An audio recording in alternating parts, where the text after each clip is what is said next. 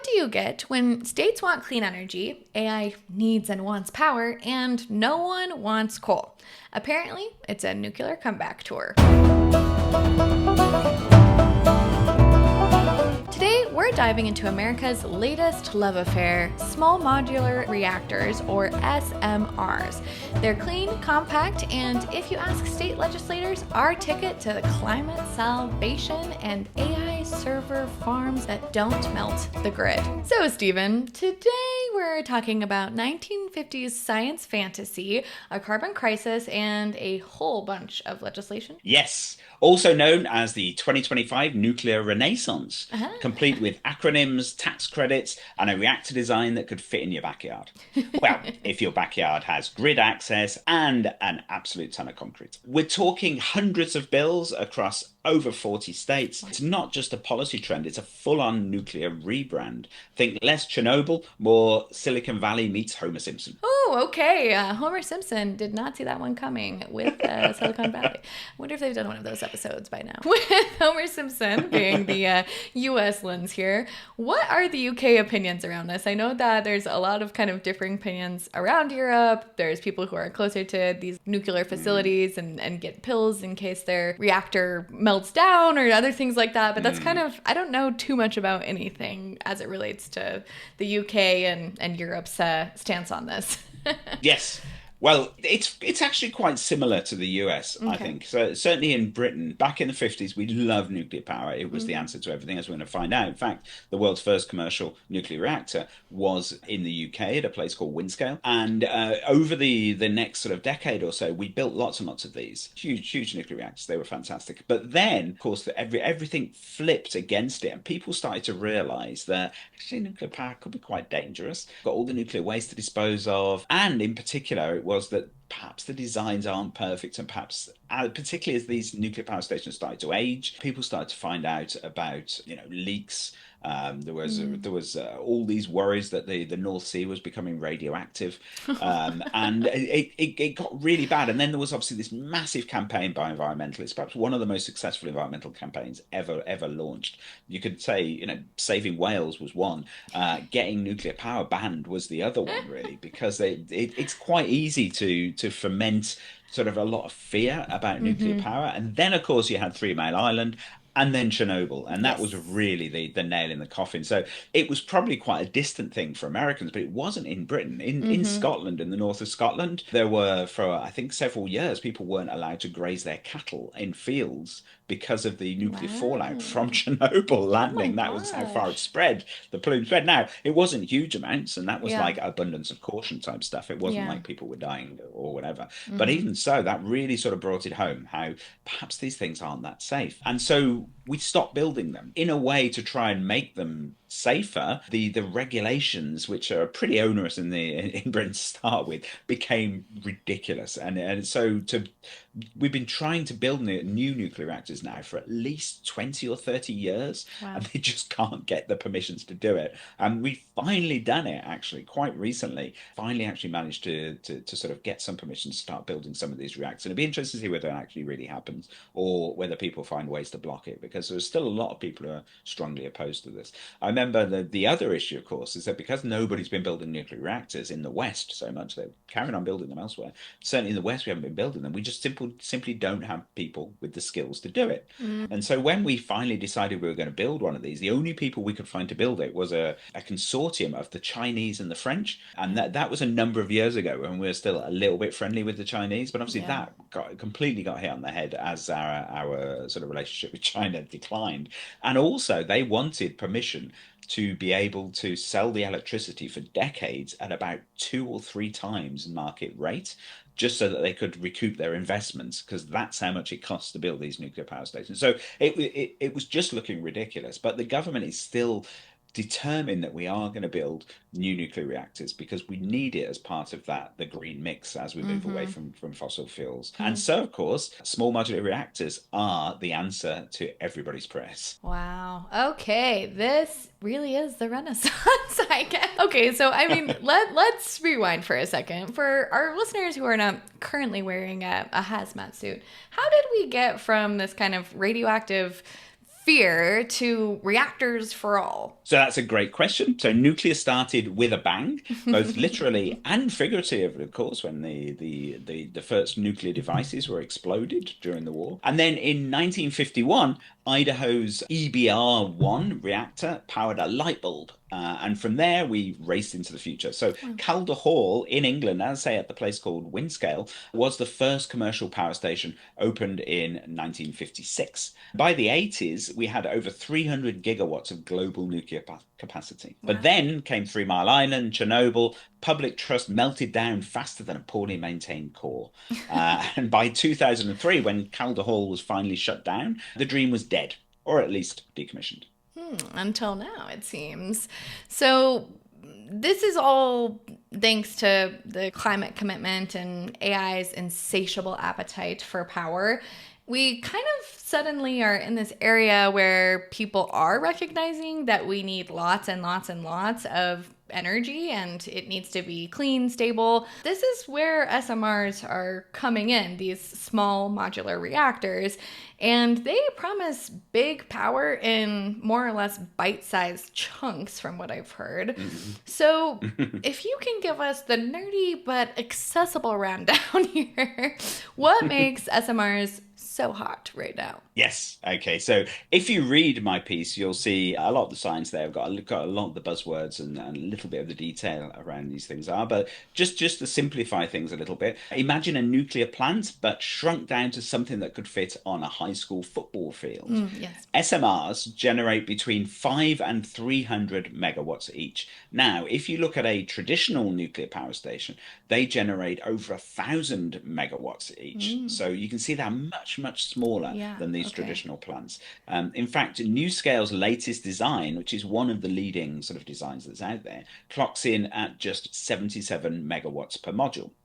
So they can be built in factories, which is enormous because as soon as you can build something in a factory, you start getting economies of scale. You can start sort of streamlining processes. It all suddenly becomes much cheaper.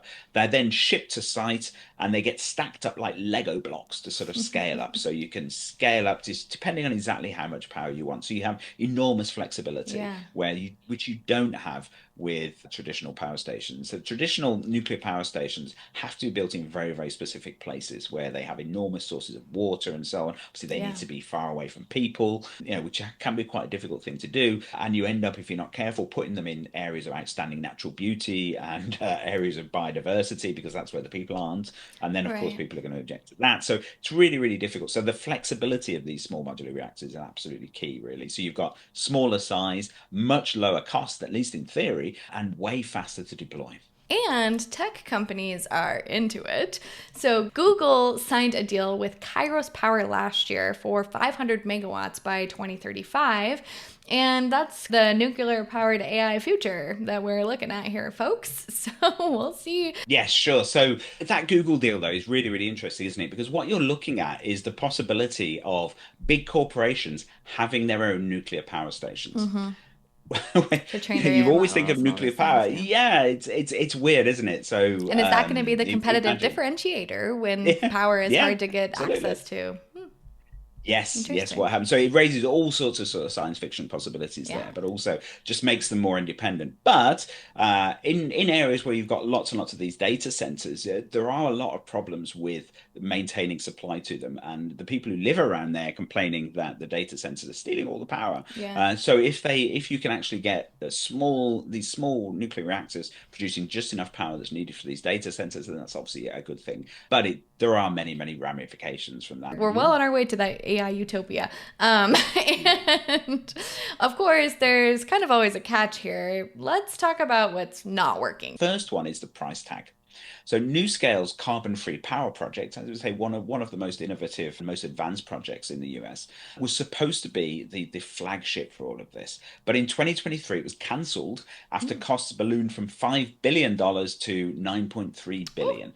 Electricity prices generated by this jumped from $55 to $89 per megawatt hour. So it basically priced itself out of the clean energy market at a time when electricity prices, particularly from renewable sources, are actually falling. Okay, so it's small, but not cheap. Exactly. And then there's the fuel. So most advanced designs need HALEU, which is high assay, low enriched uranium. And only Russia currently produces this at commercial scale.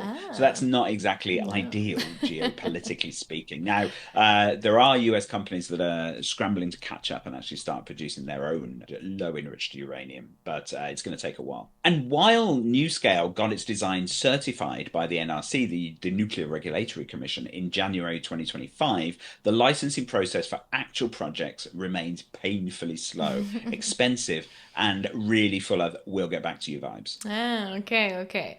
So let's get into the legislation here. Despite the issues, there's a real buzz around SMRs at both the state and federal level. So who's leading the charge here in the state houses? Oh, well, it's a feeding frenzy. There are 114 bills that are Wow. identified across 48 states in 2025. So it's pretty much every state is looking at this in one way or another. Yeah. And they generally fall into four main buckets. So you've got financial incentives, regulatory reform, planning studies, and cost recovery. All right. Hit us with the highlights. Sure. So Indiana's going full tilt. You've got HB 1007 creating a 20% tax credit for SMR manufacturers, which could create up to $280 million, Hmm, and authorizing public-private partnerships.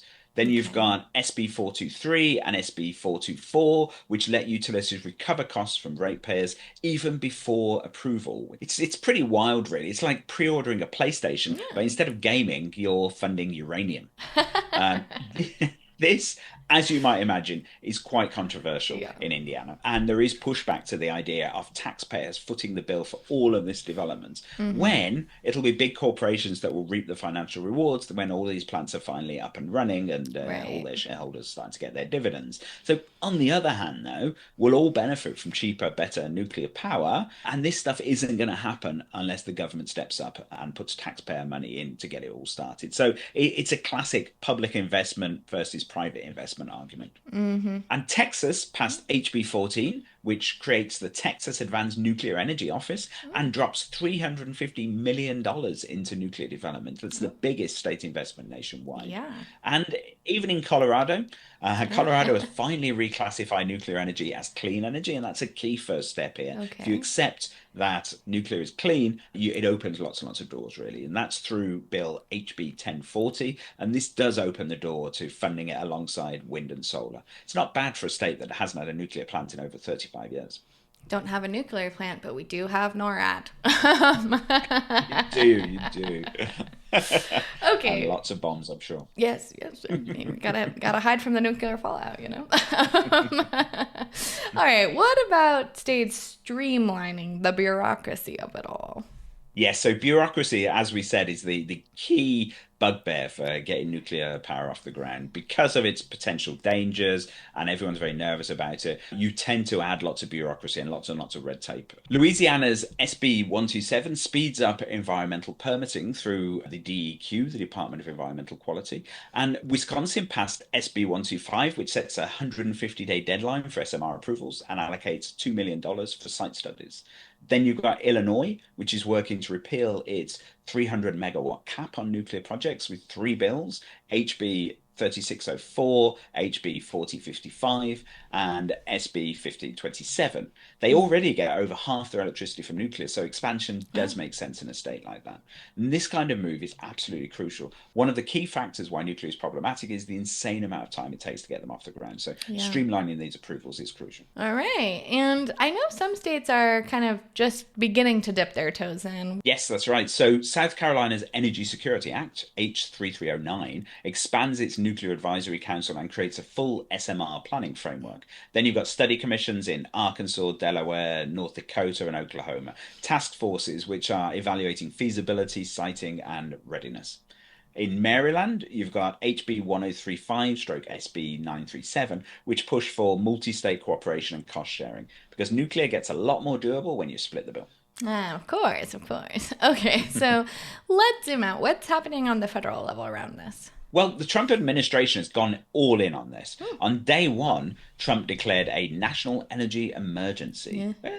A bit hyperbolic, but there you go. Then on May the 23rd, he signed 4 executive orders to ramp up nuclear, quadrupling nuclear capacity from 100 gigawatts to 400 gigawatts by 2050, and building 10 new large reactors by 2030. Licensing timelines for these are to be capped at 18 months to sort of force things to move quickly. The NRC has to restructure its staff to focus on reactor approvals, and the Department of Energy is still funding $900 million in SMR development. They even released 20 metric tons of HALEU, this sort of low enriched uranium, from reserves to jumpstart the fuel supply chain. Wow, that is aggressive, but I guess so are the global stakes. Yes, exactly. So this is also about competing with China and Russia, who dominate 87% of international nuclear construction right now. So it's always great to accelerate these kinds of projects if you've got this international sort of competition, and you can say, oh no, China's dominating, what are we going to do? So the US now is pushing exports and trying to lead again in this nuclear tech. All right, so what is the TLDR on all of this? Well, SMRs are the comeback kid of nuclear energy. They offer cleaner power, smaller footprints, and promise faster deployment. But the costs are still high, the fuel is complicated, and the red tape hasn't vanished yet. States are driving the innovation with big incentives and planning, but it's still a gamble, one that depends on public trust, private capital, and whether regulators can keep up with the reactors. All right. Well, the next 5 years are going to tell us if this nuclear renaissance is actually going to power up or fizzle out like many of the ambitious energy dreams before it. So until then, we'll be here splitting atoms and decoding acronyms one bill at a time. This has been Beyond the Bill Number. Don't forget to like, subscribe, and tell your AI assistant to go nuclear in a responsible, fully permitted, heavily guardrailed way, of course. Catch you next time.